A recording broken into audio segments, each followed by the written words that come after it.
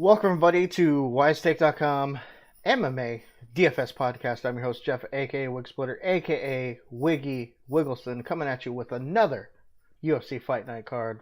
UFC Fight Night 139, Chan Sung Jung versus Yair Rodriguez. This card actually changed. Chan Sung Jung was supposed to originally fight Frankie Edgar.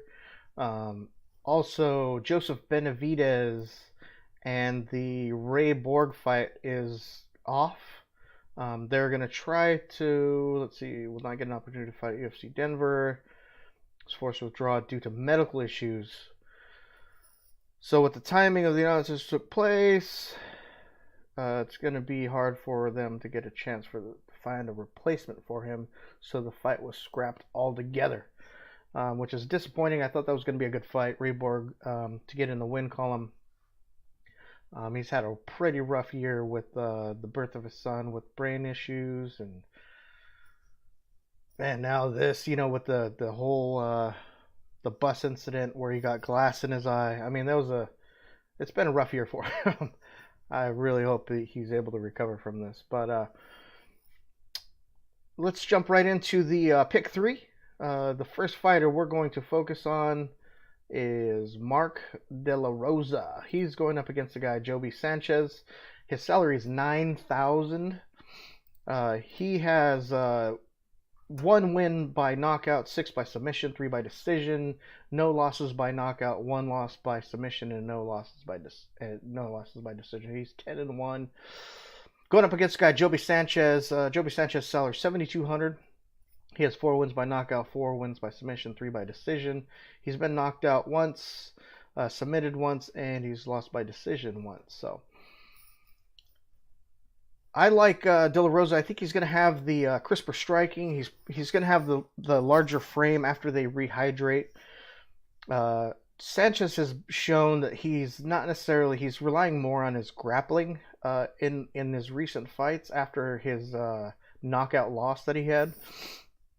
He's concentrating more on his grappling, and he wants to take the fight to the ground. If that happens, De La Rosa has the advantage there, and I think it will put De La Rosa in a position to get a late first round, early second round submission, which will put him definitely in paying off his salary.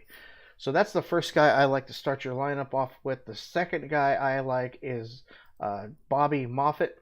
This is a pick'em fight. I like Bobby Moffett. You'll hear me say this a lot in the live streams. Styles make fights, and this is a pressure wrestler in Bobby Moffett going up against a guy like Chaz Skelly, who doesn't necessarily do well against pressure wrestlers. He has 2 losses to similar type fighters. One of them is Darren Elkins. Darren Elkins is a come forward, grappling heavy fighter that just doesn't really give up. Now, Bobby Moffett fits in that same category. He has very good submissions. So does Chaz Kelly. But I think Moffett's going to have the wrestling advantage, which will be able to keep him out of harm's way. And at 7,800, it leaves you 8,300 left for your remaining fighters. Now, the next fighter we are going to focus on is it's literally a huge underdog fight, but I think with that being said, it's Hannah Cifers going up against Maycee Barber. Maycee Barber is one of those UFC darlings where they want to bring her in and sort of build her up, almost like a Paige Van Zant and all those like Sage Northcutt type of fighters where they're marketable. And she was originally supposed to fight, it eludes me right now, but she was originally supposed to fight a different fighter. But Hannah Cifers is a very heavy power striker she will have to avoid the takedowns.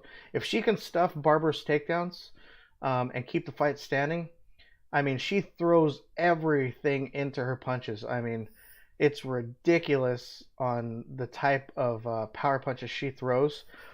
And she's very strong for this women's division.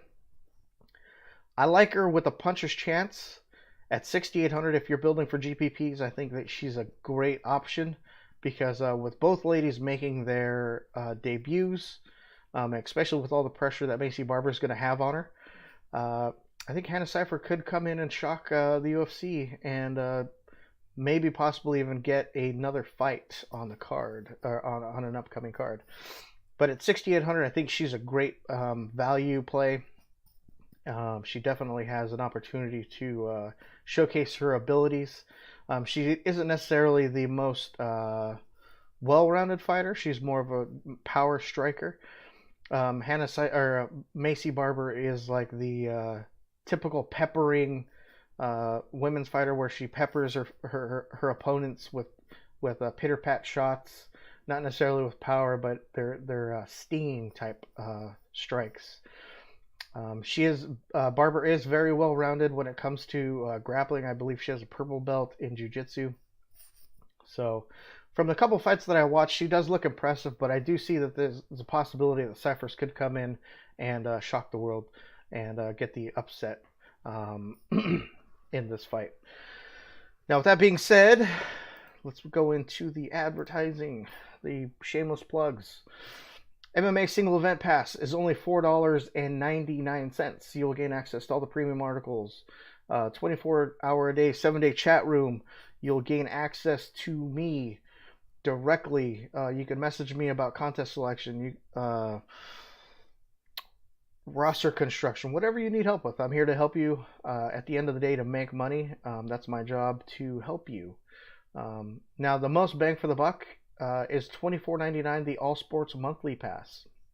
That will gain you access to the VIP Slack chat where everybody is in there chopping it up, from CK013 all the way down to me, the MMA and college football, college basketball guy, delivering you content for everything. We have NFL, Major League Baseball when it's in season, NHL's in full swing. These guys are on fire.